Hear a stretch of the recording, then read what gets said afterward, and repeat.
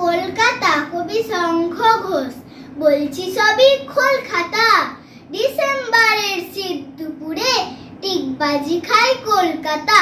কখন যে যাই কার কাছে, এ ওর পিঠে পিঠ ঠেকিয়ে বইমেলা আর সার্কাসে। অল্প কটা মুদ্রা নেই, মিউজিয়ামে, চিড়িয়াখানায়, বিধান শিশু উদ্যানে। ফুচকা খাওয়ায় আহ্লাদে, ময়দানে বেশ দোল লাগাবো। পারবি কে আয় পাল্লা দে।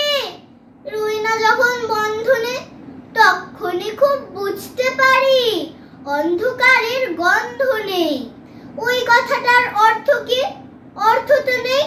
দুই হাতে তোর আমলকি আর হর্তুকি। এবার ছুড়ে ফেল খাতা। নিউ ইয়ারের শহর তো আর কলকাতা নয়, ক্যালকাটা। ধন্যবাদ।